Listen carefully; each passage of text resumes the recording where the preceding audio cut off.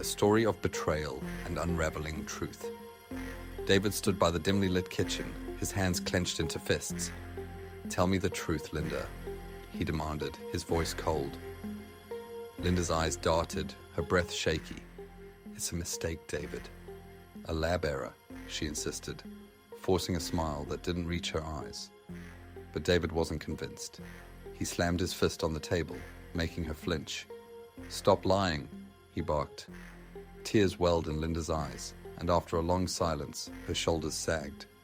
"Fine," she whispered. "It was one time. I never meant for this to happen." David felt like the air had been sucked from the room. "One time," he repeated, his voice barely a whisper. His mind raced, piecing together fragments of moments he had ignored before. Linda sobbed, her body trembling. "I wanted to tell you, but I was scared. I thought the truth would destroy us." David's chest tightened. The truth was already shattering everything they had built. That night, sleep eluded David. He lay in bed, staring at the ceiling, replaying Linda's words over and over. If it was just a mistake, why did it feel like a lie? At 3 a.m., he grabbed his phone. He scrolled through years of messages, searching for any sign of deception. Every unread notification, every late-night text, it all felt like a puzzle waiting to be solved. Morning came, but David felt no relief. He sat at the kitchen table, watching Linda pour coffee as if nothing had changed. His eyes narrowed. She was too calm. Then he saw it. Her phone lighting up with a name he didn't recognize. He reached for it, but Linda snatched it away. "Work call," she muttered, but David knew better. The hunt for the truth had begun. Flashbacks flooded David's mind. Linda's unexplained absences, her late-night phone calls. How had he missed it all? Was their entire marriage built on a lie? He grabbed his laptop, his fingers trembling as he searched their phone records. The number from her call history appeared more than once. His heart pounded. Who was this man? David followed his instincts, calling the number. A deep male voice answered, "Hello?" His pulse quickened. "Who is this?" he demanded. The line went silent before the call disconnected. He slammed his phone down. Linda's betrayal wasn't just a mistake. It was deeper, darker, and he was determined to uncover every hair of breakfast. David watched Linda closely. Every movement, every word. It all seemed rehearsed. "Who called you?" he asked casually. Linda froze for a split second before forcing a laugh.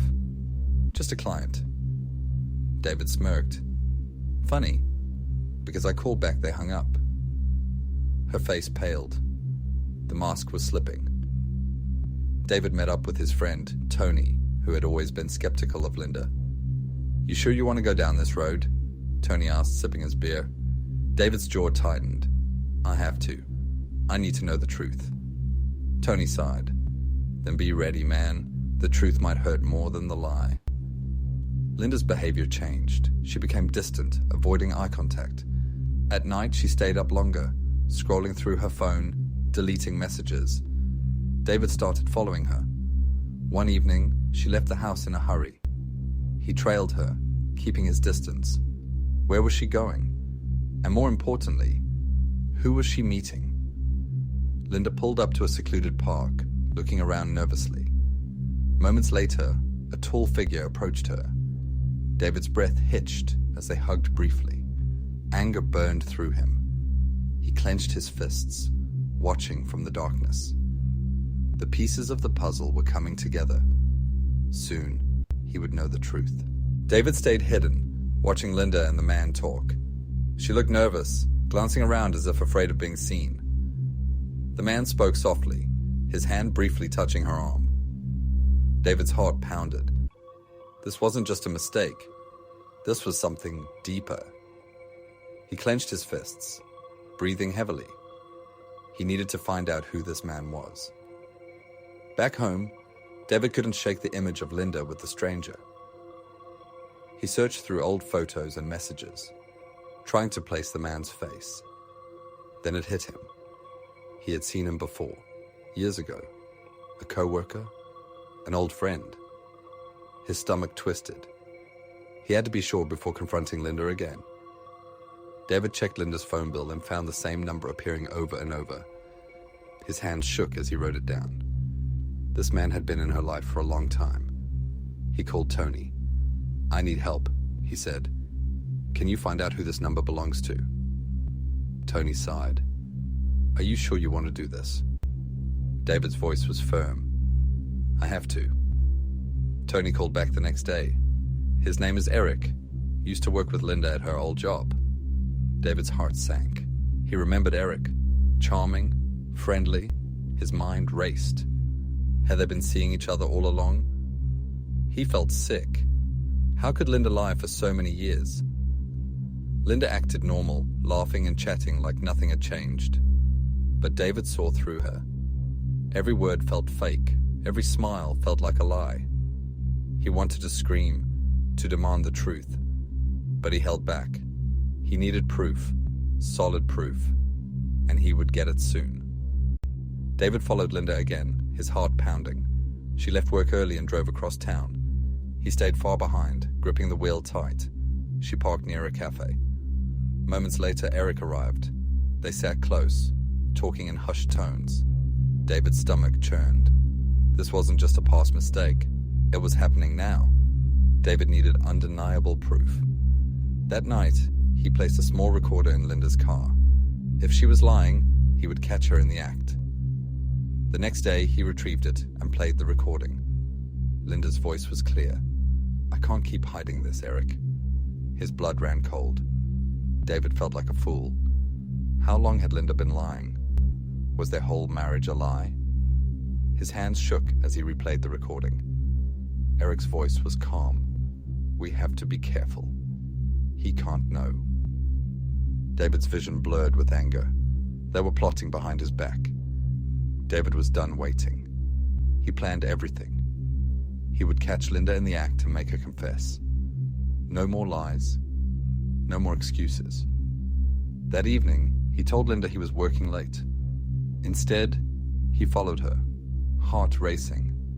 Tonight, he would finally get the truth. David watched from his car as Linda met Eric again.